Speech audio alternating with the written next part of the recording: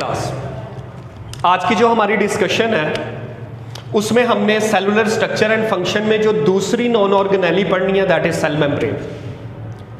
First non organelle हमने पढ़ी थी सेल वॉल और आज है सेल मेम्ब्रेन दूसरी नॉन ऑर्गेनेली। होता क्या है कि जितने भी यूकैरियोटिक और प्रोकैरियोटिक सेल होते हैं उसमें सेल मेम्ब्रेन लोकेट करती है।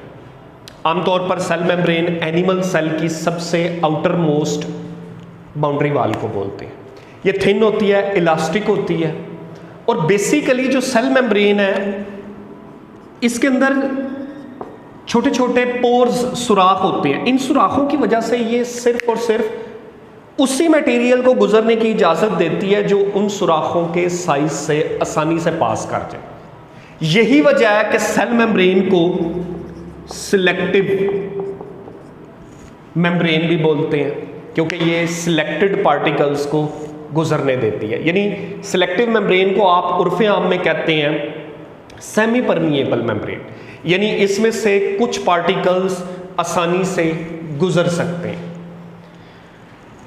सेल मेम्ब्रेन का जो दूसरा काम होता है फंक्शन, अगर हम उसको देखें तो सेल मेम्ब्रेन चूंकि एक एनिमल सेल की हिफाजत किए हुए है तो अंदर का जितना भी साइटोप्लाज्म है ये उसकी जितनी भी कंपोजिशन है ये उस कंपोजिशन को मेंटेन करती है। सो सेल के अंदर पाए जाने वाला सारे का सारा जो प्रोटोप्लाज्मिक मटेरियल है ये उसकी कंपोजिशन को मेंटेन रखती है, बरकरार रखती है।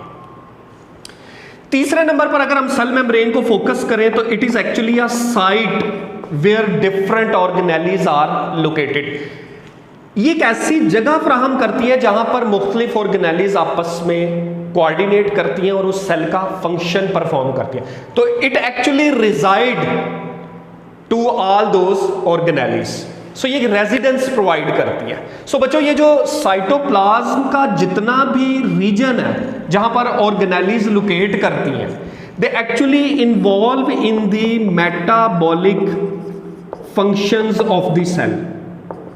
ये सेल के अंदर जितने भी मेटाबॉलिज्म के अफाल होते हैं उनको परफॉर्म करती है। मिसाल के तौर पर ग्लाइकोलाइसिस, रेस्पिरेशन का एक मेजर प्रोसेस है, ये सारे का सारा कहां परफॉर्म होता है? साइटोप्लाज्म। तो बेसिकली सेल मेम्ब्रेन इस तरह से हमारे सेल में फंक्शंस को अलाउ करती है। सेल मेम्ब्रेन के स्ट्रक्चर के बारे में डिफरेंट आइडियाज आए लेकिन जो सबसे ऑथेंटिक मॉडल था that is called fluid mosaic model. हमें फ्लूइड मोज़ेक मॉडल को डिफाइन करना है कैसे? देखिए यहां पर दो वर्ड है।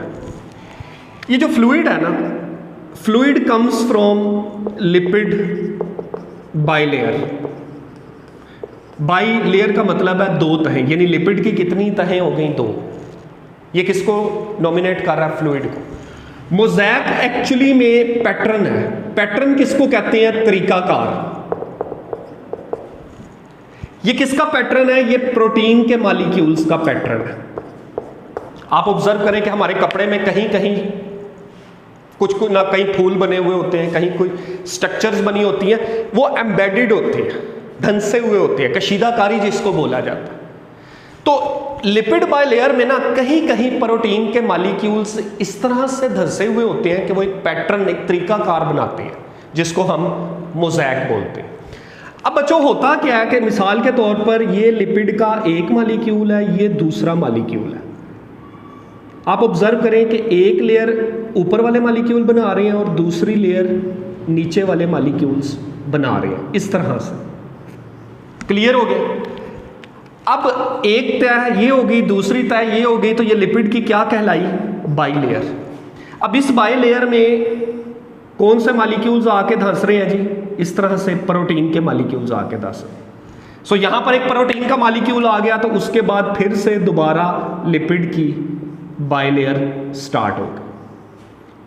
ये पॉइंट क्लियर हो गया सबको? तो इस तरह से इसकी कॉन्फ़िगरेशन में डीलिंग आती है।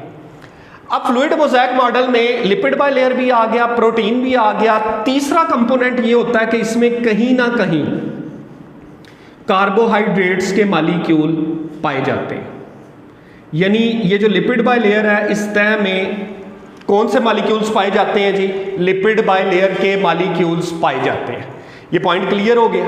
ये जो लिपिड बाय लेयर के मालिक्यूल्स हैं, इनमें जैसे ही ये कार्बोहाइड्रेट्स के मालिक्यूल पाए जाते हैं, ये कार्बोहाइड्रेट्स लिपिड के साथ भी मिलते हैं और प्रोटीन के साथ भी मिलते हैं। जब ये लिपिड के साथ मिलेगा तो ये बनाएगा ग्लाइकोलिपिड, और बच्चों जब ये प्रोटीन के साथ मिलेगा तो ये बनाएगा ग्लाइको प्रोटीन।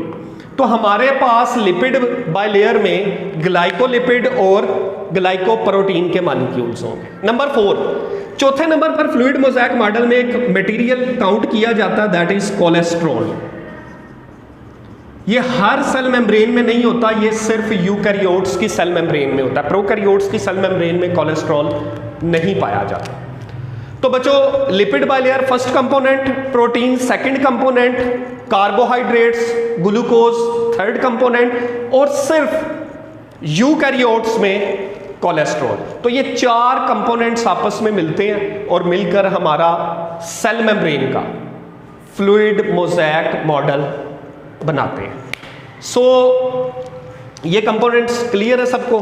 तो ये हमारे पास डिस्कशन आती है कि व्हाट इज सेल मेम्ब्रेन या फ्लूइड मोज़ेक मॉडल किसे कहते हैं। क्लियर सबको?